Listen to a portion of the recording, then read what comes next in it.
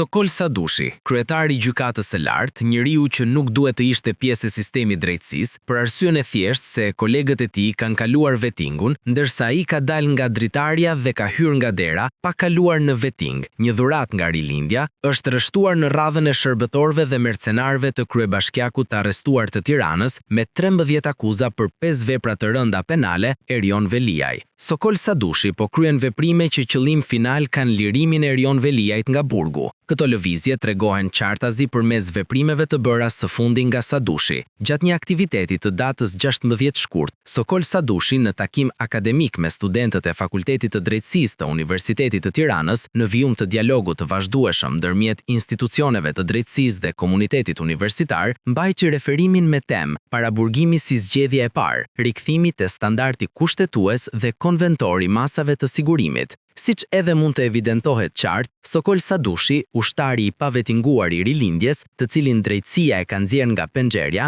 fillon aktivitete duke luajtur me teza juridike, shfrytëzon dhe përdor termat e kryeministrit si paraburgimi apo prezumimin e pafajësisë, a thua se është një ministër i qeverisë Rama dhe jo kreu i gjykatës të lartë. Këto lëvizje kanë qëllim të vetëm lirimin e Erion Veliajt nga burgu. Veliajn nuk e nxjerrin dot nga burgu pasi faktet dhe provat janë male. Kanë zgjedhur të vazhdojnë me këtë aktivitet të datës 16 shkurt, ku zhvillon temën paraburgimi si zgjedhja e parë, rikthimi te standardi kushtetues dhe konventor i masave të sigurimit. SNA ka siguruar dhëna se Sokol Sadushi ka shkuar përtej aktiviteteve, duke nxjerrë dhe vendime personale pa i kaluar në kolegjin penal të gjykatës së lartë. Sokol Sadushi ka nxjerrë një vendim të ndërmjetëm, duke ushtruar këtë detyrë për herë të parë për nisjen e procedurës për ndryshimin pjesëshëm të praktikës të njësuar të kolegjeve të bashkuara të gjykatës së lartë të vitit 2011 mbi masat e sigurimit personal, të cilin SNA po e sjell në këtë shkrim.